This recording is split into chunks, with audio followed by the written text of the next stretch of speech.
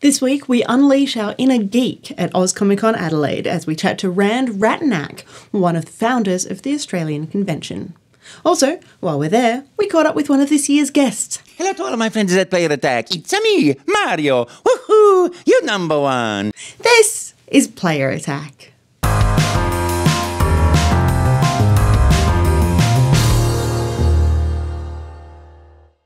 Hi, I'm Jessica Citizen, and even though we did know about it last week, this week we found out a whole lot more about Destiny 2. The big worldwide first look trailer reveals rather a lot about what's going on. The last safe city has fallen, the Guardians have been stripped of their power, and everybody has been forced to flee. Your job, you guessed it, is to fight back and reclaim your home. Your beloved Guardian from the original Destiny will even carry over into this new game as long as you've reached level 20 and completed the Black Garden story mission. Well, your personalised character will anyway. All that loot that you've amassed over the past 3 years, it's gone, and all you'll be left with is an honour award or two for veteran players. Today we know our enemy. His name is Gary or Gil. Glenn? Is it? I don't know. It's something with a G. Gold. I know you look to me in times of peril, but this is not my battle alone. Which means if I don't see you out there, I'll kill you myself. Destiny 2, as predicted, is due out on September 8 of this year, heading to Xbox One, PS4 and, wait for it, PC. Another big reveal from the past week, Funcom has announced that The Secret World is coming back. The story-driven RPG is being relaunched later this year as Secret World Legends, complete with revamped combat, a new character progression system, updated visuals, and an impressive shared world. The best part? The full collection of missions and mysteries will be free to play, promising more than 100 hours of mature storytelling and surprises. The original game launched half a decade ago, dropping players into a shadowy war against the supernatural in a world much like our own, blended with ancient myths and legends. Rather than putting the franchise to rest or starting all over again, the developers have decided to launch a new era for the game, bringing fans back and attracting newcomers. And actually, that was a bit of a theme to last week's big stories. Battlefield 1 is also working to bring older fans back and to attract newcomers to the FPS, announcing the Premium Friends system. Basically, as long as one person in a party owns the Battlefield 1 Premium Pass, all members of that party will be able to play on premium maps. There are a few restrictions, and you really only get access to the maps. If you don't own the content yourself, you won't earn any XP on those particular settings. But it will all be stored on your account, so you'll get the point back if you decide to grab the Premium Pass a bit later. Similarly, a big new update to Watch Dogs 2 will add multiplayer mode to everybody's game for free.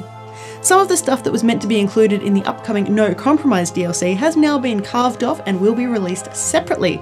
This includes new clothing items, a paintball rifle, a new armoured truck feature, multiplayer motocross, e-kart and drone races, and Showdown, 3 new PvP team-based online modes. No Compromise, which is due this month for PS4 and comes to PC and Xbox One in May, will now focus instead on single-player content. And there's an equally significant change to that Final Fantasy XIV demo available on PSN. The 14-day timed restriction has been lifted, so you can now play it for as long as you like, accessing all content up to level 35. There's even good news if you have already played the demo version. All expired accounts will be brought back to life, so you can jump right in where you left off, even if that was years ago. In quick news, Psyonix is currently evaluating whether to bring Rocket League to Nintendo Switch. The developer is weighing up just how much real community demand there is for the new platform and working out exactly what those technical limitations might be. Don't hold your breath though, it is very early days yet. Gaming peripheral company Mad Catz has officially filed for bankruptcy after months of financial woes. The company, founded in 1989 and well known for making PC, console and mobile gaming peripherals, has formally ceased all operation, the heads of the company have resigned and its assets will be liquidated. In somewhat better news though, rumours have started circulating about just what Microsoft will use to show off those shiny new features of the next Xbox, codenamed Project Scorpio.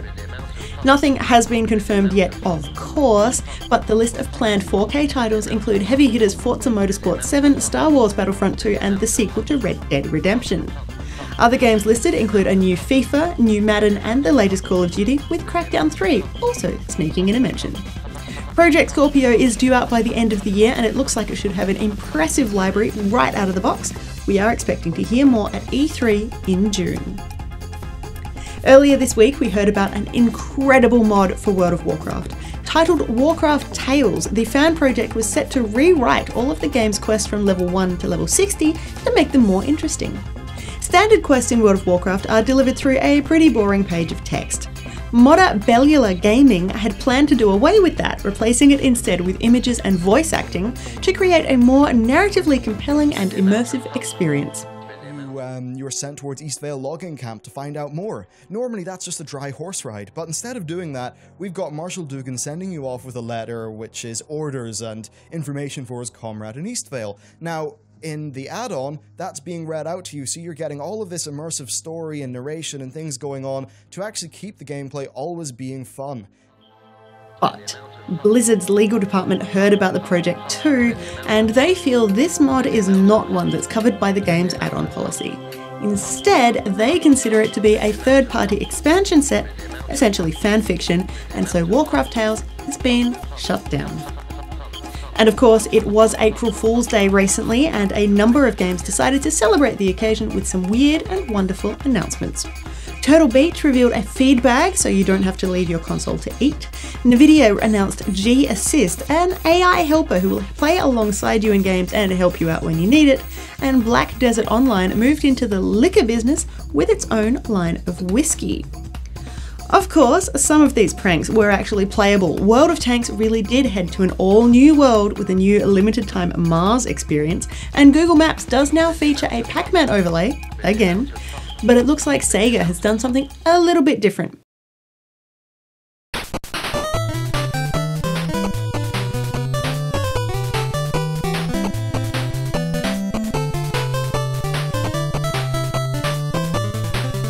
I mean, there's this 8-bit Bayonetta game now playable for free on Steam, but there's also this countdown page featuring a very familiar foot.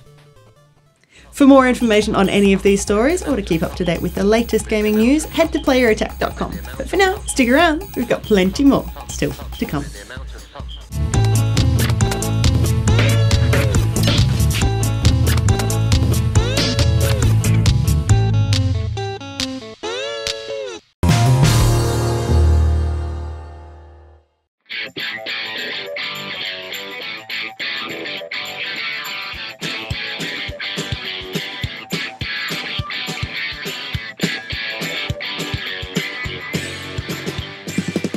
We started this a few years ago, and yeah, we have always loved coming back to Adelaide.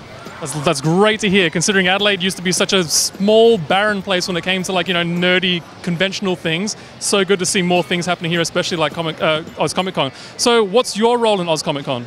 Well, like I said, we started it, and at the moment my wife and I concentrate on taking care of the guests, booking them for the show and making sure they all have a good time.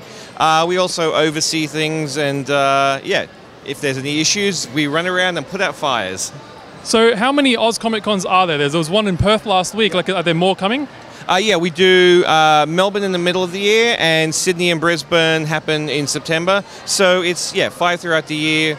I don't want to say one in each major city, because there are other major cities in Australia, but with the way things are scheduled for Hollywood, for movie and TV filming, you have to pick certain dates to try and work with. So 5 shows throughout the year is a good number to work with. Yeah, 5 shows, like, that's crazy. So how long do you guys have to work with, like, even just one show, let alone 5 shows throughout a whole year?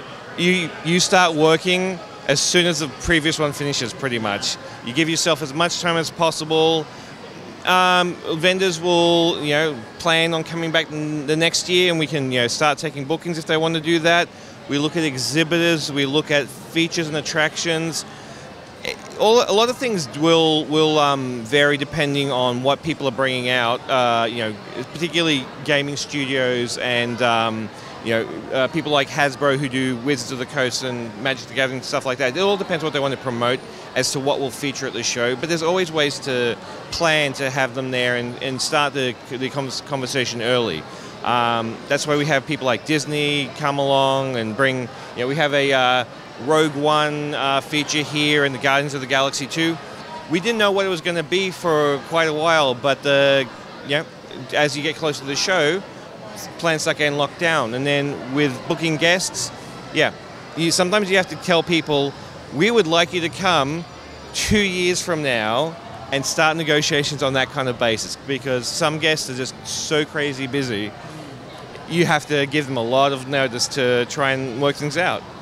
Yeah, but that's just sounds like just a lot of of course, it's obviously a lot of work behind the scenes and stuff. So how many people are involved in putting on a show like, for example, this size in Adelaide, and then let alone somewhere like Sydney? Well, regular staff, full-time, I think there's about 15 people who work on the show. We've got, full-time, but then as we get closer to the shows, we get other people who come in and help out, and then we've got literally hundreds of volunteers who come along, and they do things like, help us look after the guests, run queuing, run fun areas like the dance stage behind us. Over here we've got people who are giving photos back that people had taken with the guests. We need hundreds of people who are willing to help out, and make these shows a great experience for everyone. So yeah, it's a lot of people who get involved. It's just not everyone's full time. Yeah, no, fair enough. So so how long has been Oz Comic-Con running in Australia, and is there any sort of affiliation to what happens in the US? Well, we started it in 2012. That was our first show, which was coincidentally here in Adelaide. From about 2014 onwards, we've been linked with Reed Pop, who also run New York Comic-Con, Celebrations, C2E2, and the PAX events, and they've got other worldwide events like shows in India and China and Paris, amongst others. So yeah, we are affiliated. We work with other people. That's for instance, we've got the World Championships of Cosplay that we have at the show. That's going to be happening a little later this afternoon, and the winners from each of the regional shows here go to our final show, which will be Sydney this year. They compete there, and the winner gets flown to Chicago to compete against all the worldwide winners in the championships at the C2E2 event. So yeah, there's a pretty big prize there, and a trip around the world. So yeah, it's really actually good to have those kind of links to international shows. Yeah, that's crazy that they get to go into internationally and compete in something like that. So, being the busy guy that you are, doing things all year round, do you even get to enjoy time at a convention of that you're organising? Not so much. Occasionally I get to have a little bit of a wander around, but most of the time I'm busy making sure that everyone's schedules are getting met, that guests, if they have any problems, we get that dealt with. If someone misses out on getting a photo or an autograph, they come back in time to get things sorted. Sometimes I'm dealing with exhibitors and the fans and things like that. But it's a lot of work, but it's also a lot of fun.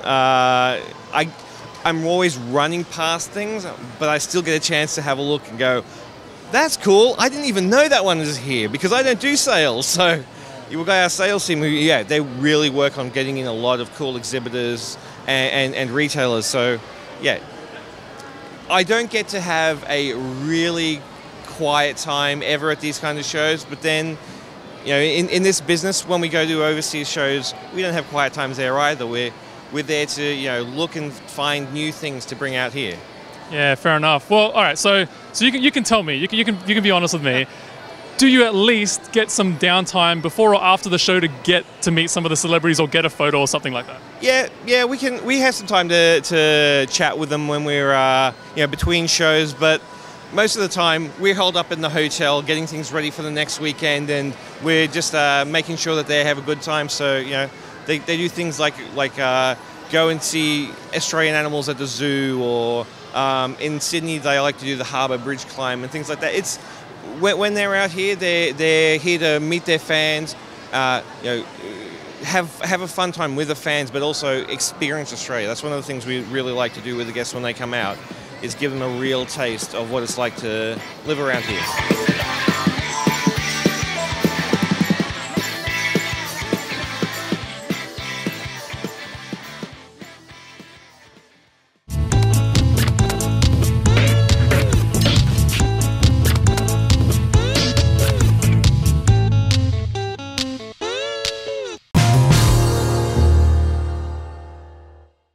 my friends at Player Attack. It's me, Mario. Woohoo! You're number one. Hello, princess. Woohoo!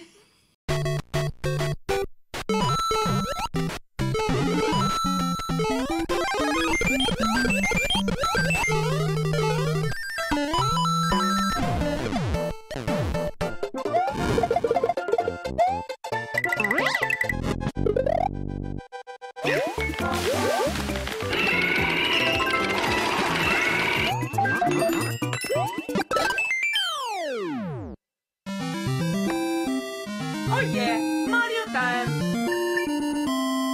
I love Australia. We've been visiting Perth, and I visited with Oz Comic-Con last year, Brisbane and Sydney. This year, Perth, and here in Adelaide. What a gorgeous country! What wonderful people! And the Mario fans are just amazing, amazing.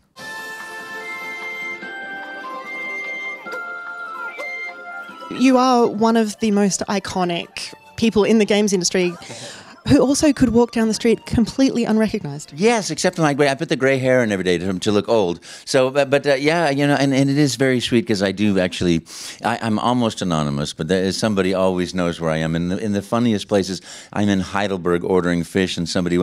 I listened to you on Turkish radio. I've been South Africa. I've been, everywhere in the world. There's somebody who goes, "Oh, it's you!" Right here in Adelaide yesterday too. It's very, very sweet. I'm very flattered because I do what I wish for everybody. I do what I love to do. I follow my heart, my passion, my dreams. And, it's what I wish for everybody, because when you're having fun in life, when you're enjoying life and exploring your dreams and your passion, then what you do has a life to it of its own. And that's always been it for me. I never knew who Mario was. I never knew who Nintendo was. But I knew I wanted to be happy. And when the audition came and I had the chance to go, let's go, whoopee! That's what I did, And then from that, hello, it's Luigi time. What do you have out today? Well, Luigi, and baby Mario, let's go. It just one thing happens after another, and it's just it's a glorious life. So I say enjoy every minute of it.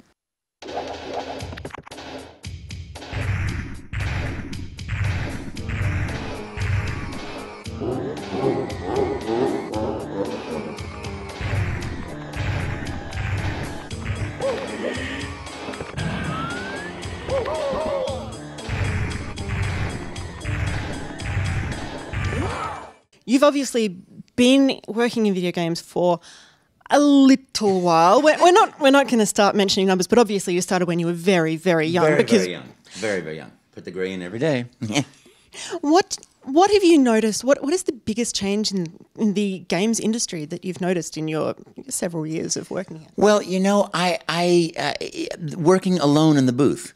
In the old days, you used to work with a bunch of actors. It was so hilarious fun. Everybody's bouncing off each other. Now it's a more concise and precise sort of thing. But I think one of the great things about Nintendo is if you look at the very first Mario game and the most recent Mario game, the Mario Maker or, a Mario Kart game, that same level of joy and fun and innocent adventure, it's all right there. And I think that is bred out of the passion for video games that exists at Nintendo. We love games, and everybody that works there loves games. And, it's that joy is sort of contagious. It continues through everybody. And I hope that it continues for another 30 years, because I'll certainly be there. Whoopee!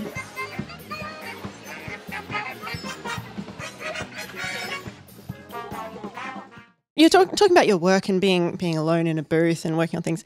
How many different ways are there to say yippee? Oh, my goodness. As many as there are heartbeats. Joy, I think every actor, whether it's a film actor who just has to feel something or think something, a television actor that has to feel it bigger or larger. For a cartoon actor, it has to be much bigger. But it always has to be grounded in reality. It always has to be grounded in your heart. So that joy has to be real. So I work on joy every day.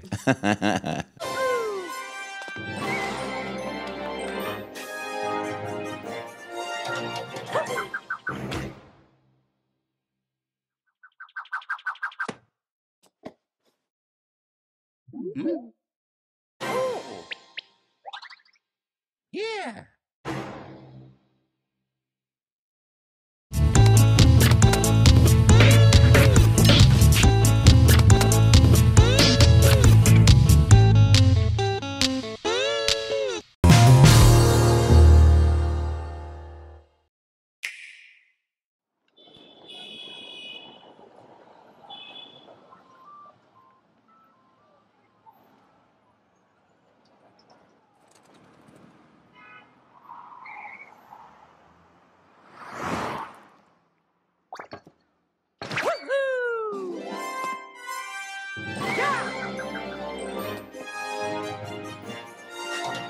I remember last time we spoke, a few years ago now, you told me that part of the reason why you discovered that you had this talent and all of these voices inside you was because you wanted to make your mother laugh. That's true. Yeah, we used to watch the Jackie Gleason show, went back on in a neighbor's TV set, you know, and you know, there was a character, "Hiya, Joe. Hello, you, Mr. Donnie." And you know, my mom would laugh, and I'm like, "Yippee!" You know, and then we run around the house and play. She used to play the Wicked Witch, you know, chase out, "Where's my," you know, and I was like run and hide in the linen closet, and I was like, it was so scary, but it's so wonderful, you know. It's that sense of joy and play that I bring to the world, and that I wish everybody could hold on to.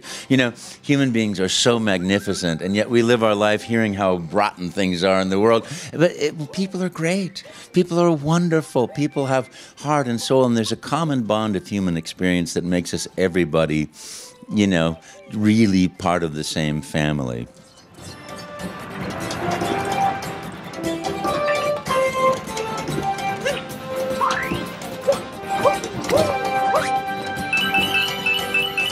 You do have one of the most amazing jobs.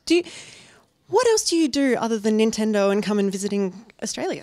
Well, I have a passion for travel. I love to travel. I just you know, when I'm not working and traveling, I go around the world. And when I have the opportunity to come to a show like Oz Comic-Con, you know, it's the most wonderful thing because I get to meet these wonderful Mario fans. You know, I get to work with people in the studio. Then I come travel the world, meeting people at Comic-Con, and it's a magical experience. It's something that I wish everybody could hear because, you know, the guy that does your electrical socket doesn't get to hear, "Oh, thanks so much for 30 years. Every time I went to make toast, I had toast in the morning," which is something to be really grateful for. But we get to hear it as actors and voice talent. He's like, "Oh my goodness, you're the voice of my childhood." And now, of course, after 27 years, I used to play with my mom and dad, and now I'm playing with my kids. You know, it's the experience that brings families together, that's a great piece of my heart, to be a piece of that legacy.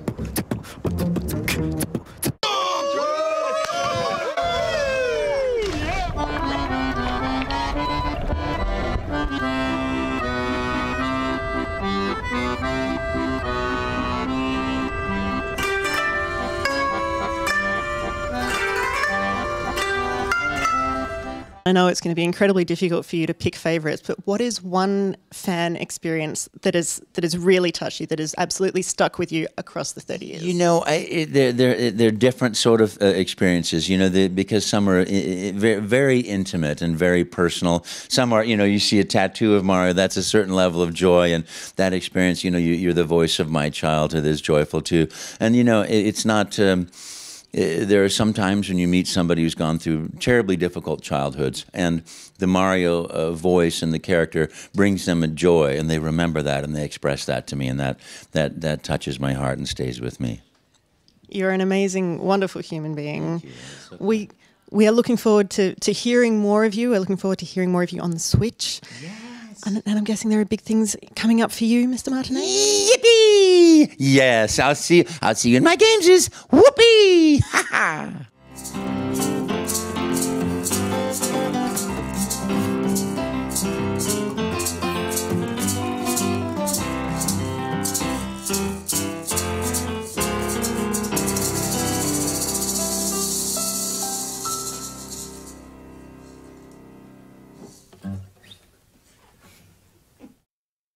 And that's about it for this edition of Player Attack. Thanks for watching. Next week, it's time to look at a new game that has its roots deep in the history of retro platformers as Angelo reviews Yooka-Laylee.